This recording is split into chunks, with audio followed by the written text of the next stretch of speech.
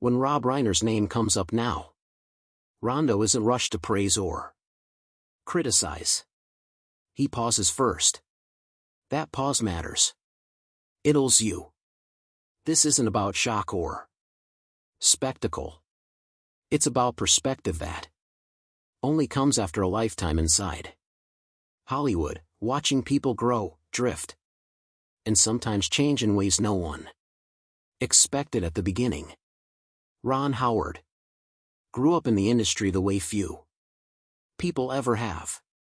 As a child actor who became a director, producer, and creative leader, he saw Hollywood from every possible angle. He watched friendships form under pressure, partnerships break quietly, and success reshape people in subtle ways long before the public ever noticed. When Ron thinks about Rob Reiner, he doesn't think in headlines. He thinks in moments, early mornings on sets, conversations that felt easy back then, that a shared belief that stories mattered more than statements. In the early days, Ron and Rob came up in a Hollywood that still felt human. It wasn't innocent, but it was curious. Directors argued about pacing, performances, and endings, not about who was right or wrong in the world. There was room to disagree and still respect the craft. Ron remembers Rob Reiner as someone sharp, funny, deeply aware of timing, and genuinely invested in people. Rob knew how to listen back then, and that made his work resonate. Films weren't vehicles for points. They were experiences meant to connect. What Ron remembers most clearly is how natural everything felt at the start. There was no sense of sides or camps. You worked with people because they were good, not because they agreed with you. Rob Reiner thrived in that environment. His early work reflected warmth, wit, and a deep understanding of human dynamics. Ron admired that. Hest still does.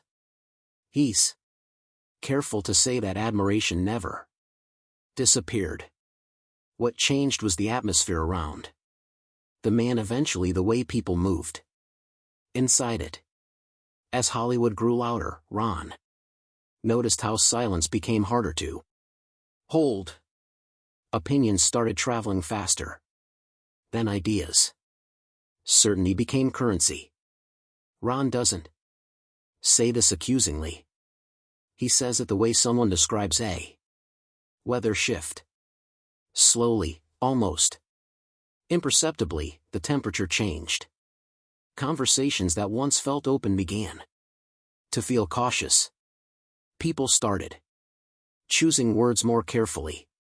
Not for clarity, but for safety. And in that shift, relationships didn't explode. They thinned. Ron Howard never saw Rob Reiner as someone chasing conflict. He saw him as someone who found conviction and stayed there. That difference matters. Conviction can beg rounding, but it can also narrow vision.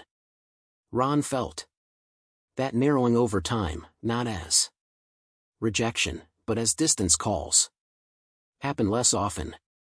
Conversations felt more guarded, not hostile, just heavier. And that heaviness was new. Looking back now, Ron doesn't believe anyone set out to change. Hollywood did what it always does. It amplified what it rewarded. Voices that were loud got louder. Positions that were firm became fixed. The industry stopped asking questions and started issuing answers. Ron stayed quieter by nature. He focused in the work, believing stories could speak without explanation. Rob leaned into clarity. Both paths made sense into their own way, but they didn't always run parallel anymore. Ron is careful when he talks about this because H understands how Easily reflection can sound like judgment. He doesn't want that. He's not rewriting history to make anyone look better or worse. He's simply acknowledging something people rarely admit out loud, that shared journeys didn't always end at the same destination. And that doesn't mean anyone failed. It means time did what time always does. What Ron finds hardest to explain is the feeling that came later. The feeling that Hollywood no longer trusted ambiguity. As a filmmaker, Ron always believed audiences were smarter than the industry gave them credit for.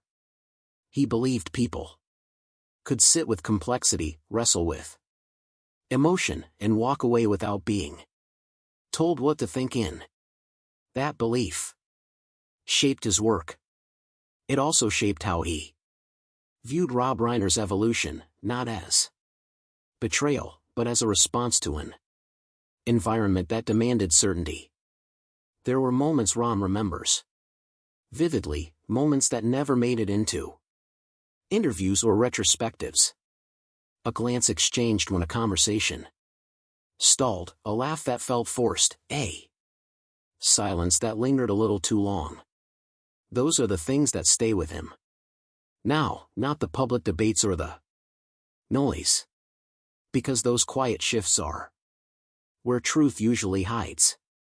At this stage in his life, Ron Howard isn't interested in settling narratives. He's interested in honesty. And honesty, he's learned, is rarely dramatic. It's often disappointing in a quiet way. Not because something went wrong, but because something ended without anyone announcing it. Friendships don't always break. Sometimes they simply fade, leaving behind respect mixed with distance. When Ron reflects on Rob Reiner's legacy, he doesn't separate the man from the moment he lived in. He believes Rob's impact on cinema is real and lasting. He also believes the industry changed faster than many people realized, and not everyone adjusted the same way. Rondo doesn't see himself as having chosen the better path. He sees himself as having chosen the quieter one. There's a humility in the way Ron speaks. Now admits he didn't always understand what was happening while it was happening. Hence brings clarity, but it also brings regret. Not regret over words unsaid, but over assumptions made. Over believing that shared history guaranteed shared futures. Hollywood doesn't work that way. It never has. What Ron wants people to understand is that truth is in tailways, hidden behind scandal. Sometimes it's hidden behind politeness, behind professional respect that masks emotional distance, behind the idea that everything is fine because nothing exploded. The truth about Rob Reiner as Ron sees it now isn't about conflict. It's about divergence. At 71, Ron Howard speaks like someone who has accepted that not every story has a clean ending. Some stories just stop being told. And that's okay. What matters is remembering them honestly. Remembering the good without pretending the change didn't happen. Remembering the connection without denying the distance. Hollywood will keep rewriting its own past. It always does. But Ron Howard isn't interested in rewriting. He's interested in remembering. And in that remembering, Rob Reiner isn't a headline or a symbol. He's a colleague, a contemporary, an reminder of a time when the industry felt less certain and more alive. That's the truth. Ron finally allows himself to, not loudly, not dramatically, just clearly. As Ron Howard continues to look back, what becomes clearer to him? I enter a single moment where everything changed. But a gradual shift that crept in so quietly. Most people didn't notice it until it was already normal. Hollywood didn't announce a neural book. It simply began rewarding different instincts. The room didn't feel hostile, just narrower. And when a room narrows, people either adjust their posture or stop entering altogether. Ron remembers a time when conversations with Rob Reiner felt exploratory. They didn't always agree, but disagreement felt safe. There was curiosity on both sides. A willingness to hear something that might challenge your own thinking. That curiosity was the fuel behind so many great films off-era. Stories weren't meant to confirm beliefs. They were meant to test them. Ron felt that shared understanding early on, and it's why he trusted Rob as a storyteller. But over time, Ron sensed that conversations began arriving with conclusions already attached. Opinions felt less like invitations and more like positions to defend. It wasn't aggressive. It was confident. Where curiosity is treated a hesitation and questions are mistaken for weakness. In that environment, choosing silence can feel like surrender. And choosing complexity can feel dangerous. Rob Reiner didn't create that environment. Ron believes he adapted to it. An adaptation is not a flaw.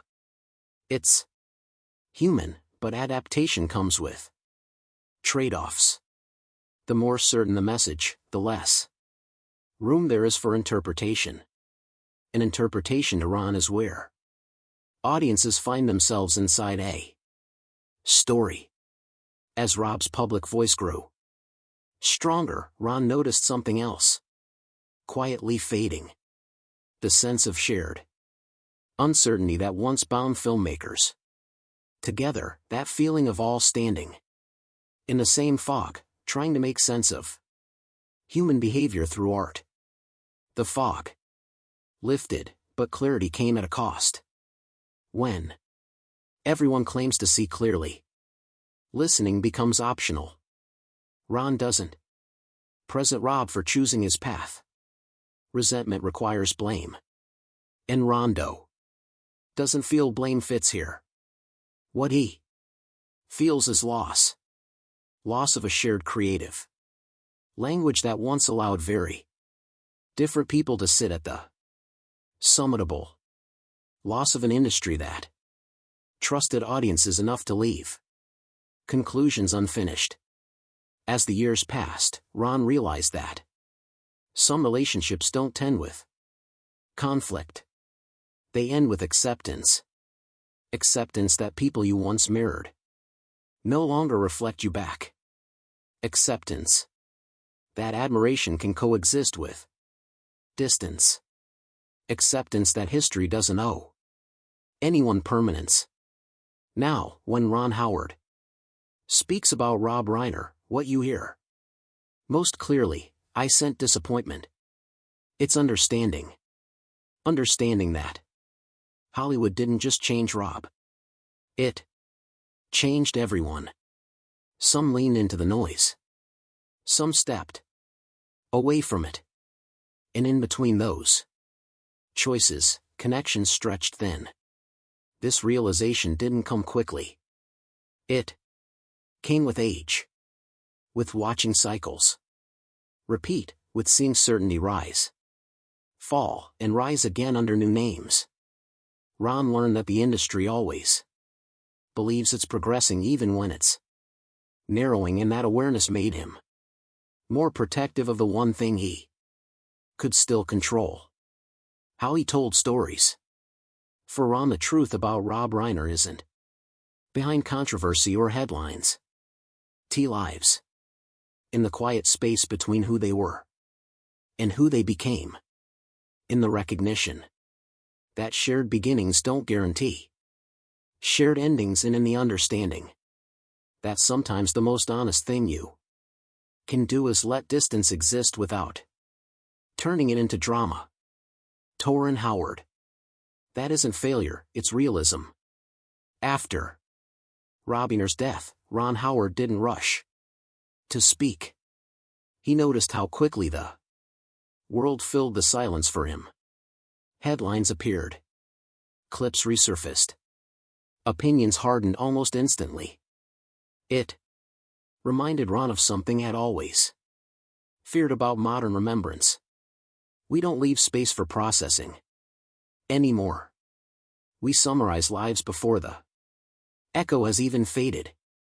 When Ron finally allowed himself to think about Rob without the noise, what surprised him most was how vivid the early memories still felt. Not the premieres or the applause, but the smaller moments. Sitting in rooms where ideas were unfinished, where nobody was trying to win an argument, where success hadn't yet taught them how to protect themselves. Those memories returned with an H that wasn't sharp, but constant. Ron realized that death has a way of stripping narratives down to essentials. It doesn't care about public positions or controversies. It reduces a life to patterns, choices, shifts. And when Ron looked at Rob's life through that lens, he didn't see a man defined by conflict, that he saw a man shaped by momentum. A man who moved with the times because standing still felt impossible. There is a strange guilt that comes with surviving someone you once walked alongside. Let us know in the comments. And don't forget to like, share, and subscribe for more updates just like this.